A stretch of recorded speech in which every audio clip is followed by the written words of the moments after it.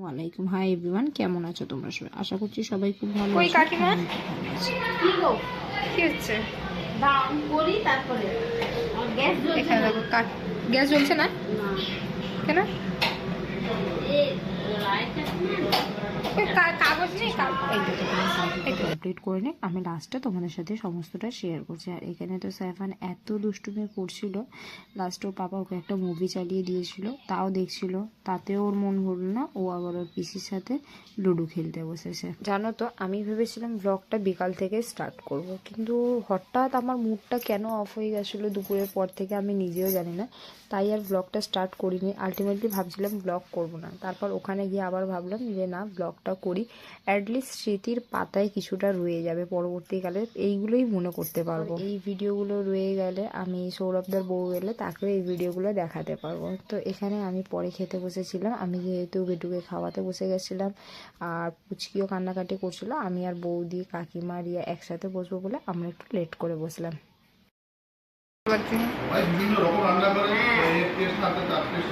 কি গো হ্যাঁ কে নি তারপর বলো কি ছিল না ওরা বলে এটা টেস্ট আছে এটা বেশ ভালো লাগে রিয়া কি রান্না করেছে? রিয়া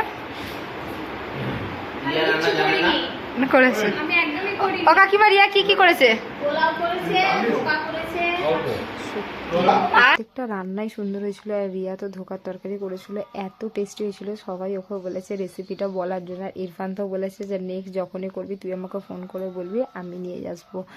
আর দেখো এখানে আমি তোমাদেরকে দেখাচ্ছিলাম কাকিমা পটল ভাজা, বেগুন ভাজা, বাটা মাছ ভাজা, ধোকার তরকারি, এটা পোলাও, তা আমার প্লেটের সাইডে দু রকম আচার রাখা ছিল। আমি বৌদিকে জিজ্ঞাসা করছিলাম যে বৌদি রান্নাবান্না কেমন হয়েছে, বৌদি বলছিল খুব টেস্টি। কিন্তু বৌদি যখন খেতে বসেছে, পুচকিটা এত কান্নাকাটি করছিল, বৌদি তাড়াহুড়ো করে খেয়ে উঠে গেছে। এখানে দেখো ইলিশ মাছ ভাপা, বললাম না অনেক আইটেম ছিল। এখানে চিংড়ি মাছ পোস্ত দিয়েছিল, আমি তো কোনটা ছেড়ে কোনটা খাবো বুঝতেই পারছিলাম না। আর আমি তো একটা কি দুটো, খুব বেশি হলে 3টে পদ দিয়ে খেয়ে থাকি।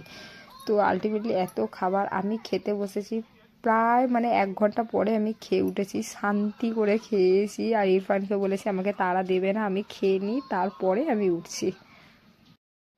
আমরা তো আমাদের খাওয়া দাওয়া করছি, আর এখানে সাইফানকে দেখো ও কি করছে, ওর উপরে উঠে শুয়ে পড়েছে। ও একটুও শান্তভাবে বুঝতে পারে না আর কি, পিছনে কিছুটা বদমাশি করবে। আর দেখো সৌম্যদাদের বাড়িতে যেদিনে পিকনিক ছিল আমি তোমাদেরকে দেখিয়েছিলাম যে সাইফান ড্রেস পরেছিল সৌম্যদার, এখানে সৌমিরও দেখো 2টো ড্রেস ভেজানো হয়ে গেছিলো, ওই জন্য ও সৌরভদার ড্রেস পরে বাড়িতে যাচ্ছে। গুড নাইট কাকিমা, গুড নাইট। বিয়ের আগে সব ছেলেদের জুতো পরো। আর সেই গুড নাইট, গুড নাইট, হ্যাঁ গুড নাইট। আলটিমেটলি আমরা বের হয়ে গেছি, আর বের হয়ে রাস্তায় একটা মানুষ দেখতে পাইনি। আমরা ডগ আর আমরা 6জন ছিলাম, আর কেউ ছিল না। তোমাদের বললাম না সৌরভদার ড্রেস পরেছিল সৌমি, কি কিউট লাগছে, আর সাথে ওর 2টো চুটকি বেঁধে দিয়েছে ওর বাবা, কি কুচু কুচু লাগছে দেখো।